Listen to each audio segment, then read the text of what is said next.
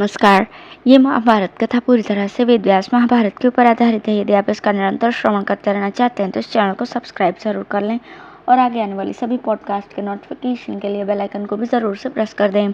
अब हम सुनेंगे भीष्म का शुभ कर्मों को सुख दुख की प्राप्ति का कारण बतलाते हुए धर्म के अनुष्ठान पर जोर देना।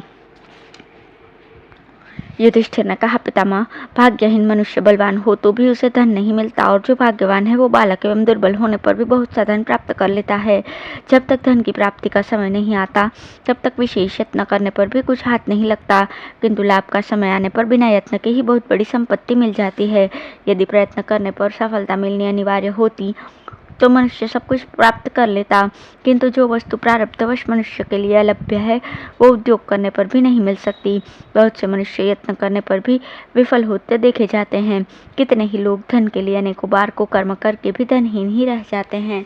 कितने ही अपने धर्मानुकूल कर्तव्य का पालन करके धनी हो जाते हैं और कई निर्धन दिखाई देते हैं। कोई मनुष्य नीति शास्त्र का अध्ययन करके भी नीतिज्ञ नहीं देखा जाता और कोई नीति से अनभिज्ञ होने पर भी मंत्री के पद पर पहुंच जाता है। इसका क्या कारण है? कभी कभी विद्वान और मूर्ख दोनों की एक सी स्थिति होती है। खोटी बुद्धि वाले मनुष्य धनवान हो जाते हैं और अच्छी बुद्धि रखने वाले विद्वान को फूटी कौड़ी भी नसीब नहीं होती।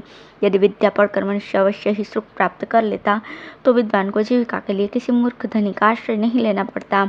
जिस प्रकार पानी पीने से मनुष्य की प्यास अवश्य बुझ जाती है, उसी प्रकार यदि विद्या से अभिष्ट वस्तु की सिद्धि अनिवार्य होती तो कोई भी मनुष्य विद्या की उपेक्षा नहीं करता।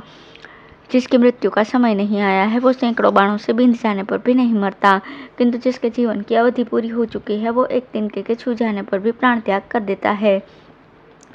भीष्म जी ने कहा, पुत्र, यदि नाना प्रकार की चेष्टा तथा अनेकों उद्योग करने पर भी मनुष्य को धन न मिल सके तो उसे उग्र तपस्या करनी चाहिए, क्योंकि बीज बोए बिना अंकुर नहीं उत्पन्न होता।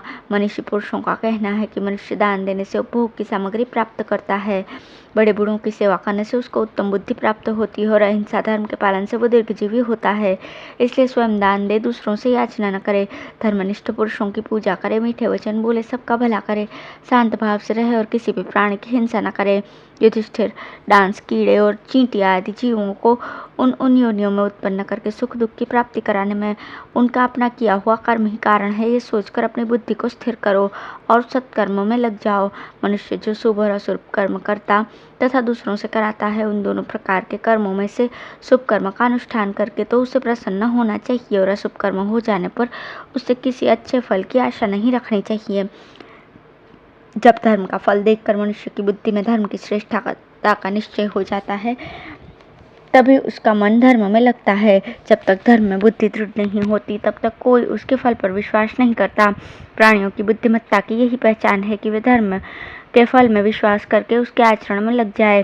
जिसे कर्तव्य और अकर्तव्य दोनों का ही ज्ञान है, उस पुरुष को एकाग्रचित्त होकर धर्म का आचरण करना चाहिए।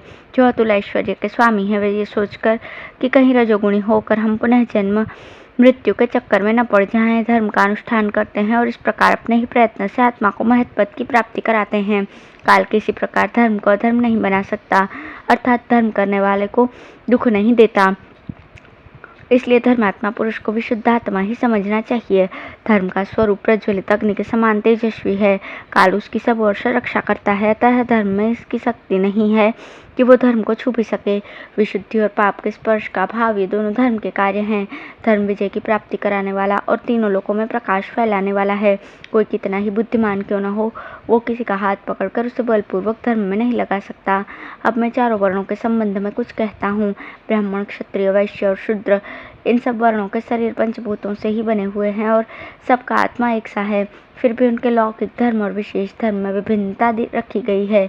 इसका उद्देश्य यही है कि सब लोग अपने अपने धर्म का पालन करते हुए पुनः एकत्व को प्राप्त हों। यदि कहो धर्म तो नित्य माना गया है, फिर उससे स्वर्ग आदि अनित्य लोगों की प्राप्ति कैसे होती है? तो इसका उत्तर यह है कि जब धर्म का संकल्प नित्य होता है, अर्थात अनित्य कामनाओं का त्याग करके निष्काम भाव से धर्म का अनुष्ठान किया जाता है, उस समय किए हुए धर्म से सनातन लोक नित्य परमात्मा की ही प्राप्ति होती है। धन्यवाद।